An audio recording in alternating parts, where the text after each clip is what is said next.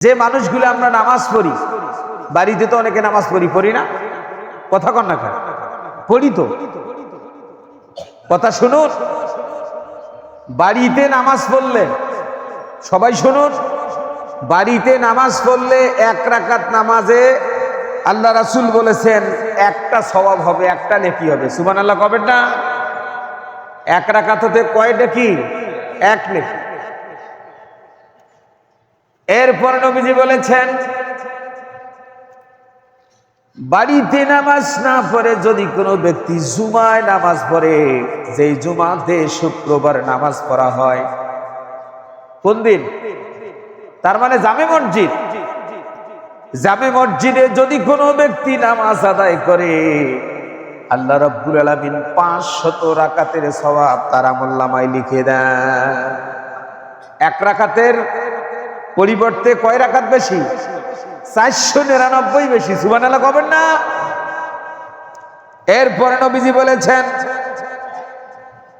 এই জুমার নামাজে জামে মসজিদে নামাজ পড়ার এত মর্যাদা, এত মারতাবা, যদি কোনো ব্যক্তি মসজিদুন নববীতে নামাজ পড়ে, মসজিদুন নববী হলো মদিনায়, কোথায়?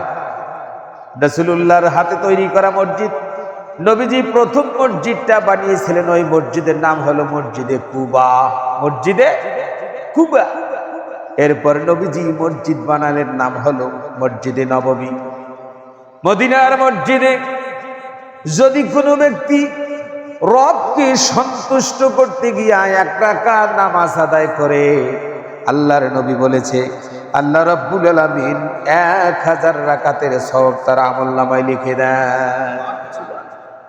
আবার কোথাও এসেছে 50,000 রাকাত নামাজ আদায় করলে যা হয়, এক রাকাত পড়লে আল্লাহ পাক তার আমলনামায় সেই সব লিখে দেন। এরপর নবীজি বলেছেন মসজিদুল আকসা, নাম শুনেছেন? নাম শুনেন নাই? কোথায় এটা? জেরুজালেমে। মুসলমানদের প্রথম কিবলা।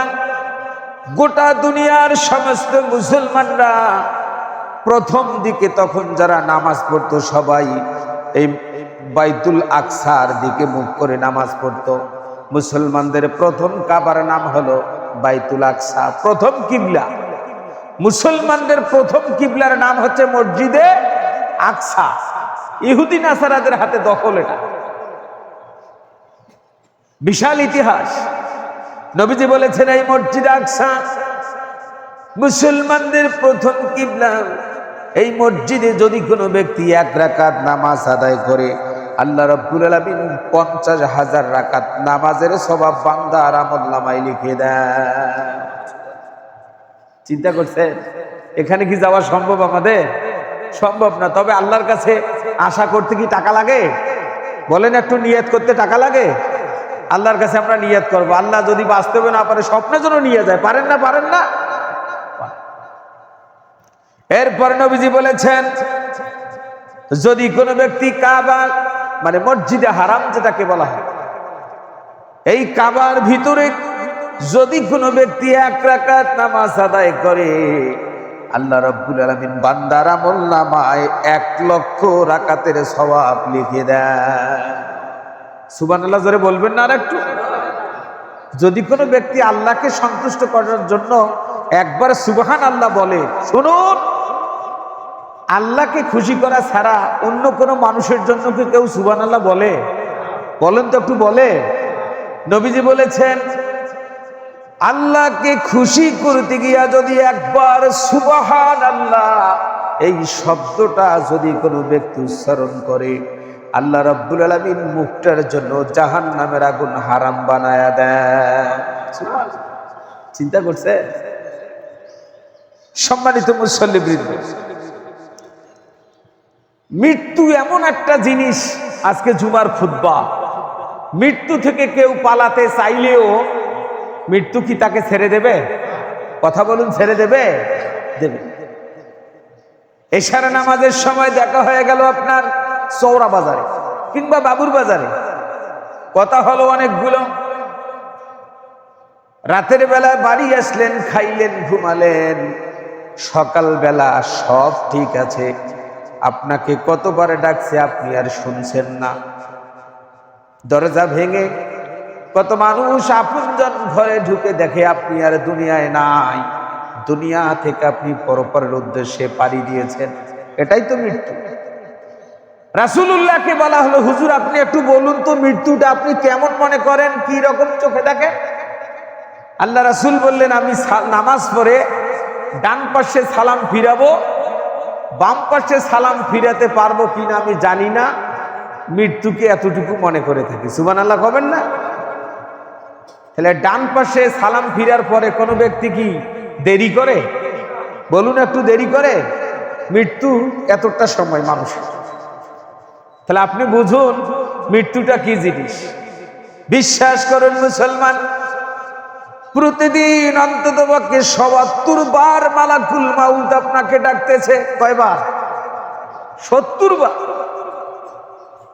এই জন্য নবীজি বলেছেন, রাতের বেলা যখন বিছানায় কেউ ঘুমান, নবীজি বলেছেন অজু করে বিছানায় ঘুমাতে যাবেন। কি করে? অজু করে। নবীজি বলেছেন অজু করে যদি কোনো ব্যক্তি রাতে ঘুমায় আর এই অজু অবস্থায় যদি মৃত্যু হয়ে যায়, আল্লাহ রাব্বুল আলামিন ঈমানদারদের মৃত্যু তাকে দান করবে।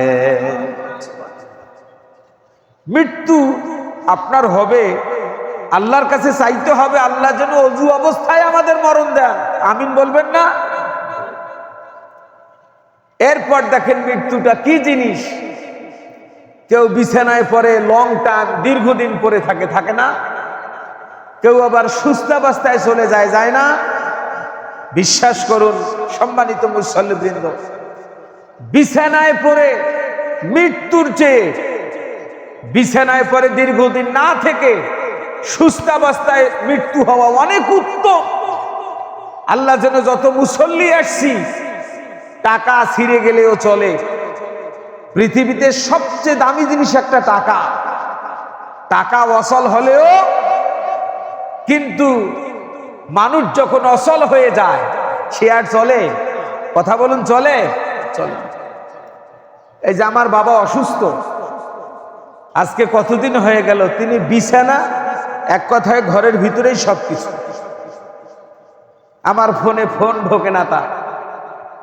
আমি বাইরে আসলে যে বাবা হাজার হাজার ফোন দেয়, এখন খুব কম ফোন আসে। এখন আলহামদুলিল্লাহ অনেকটা সুস্থ হয়েছে। আমি দোয়া চাচ্ছি, দোয়া করবেন আল্লাহ যেন তার সুস্থতা দান করেন। বলেন আমিন। আপনি একজন বক্তা বলে গেছেন, মৃত্যু তো জীবনে একবারই হয়, তবে আপনি মৃত্যুর ভান করে 2 বার মৃত্যুবরণ করুন। একটু 2 বার কেমন করে মৃত্যুবরণ করবেন? আপনি মরার ভান করে একটু শুয়ে থাকুন, দেখবেন আপনার আপনজনদের কি অবস্থা হয়। কেউ সম্পদের জন্য পাগল হবে, কেউ জায়গা জমির জন্য পাগল হবে, কেউ ঘরগুলা দখলের জন্য পাগল হবে, আবার এদের ভিতরে কেউ আছে আপনাকে নিয়ে সে পাগল থাকবে।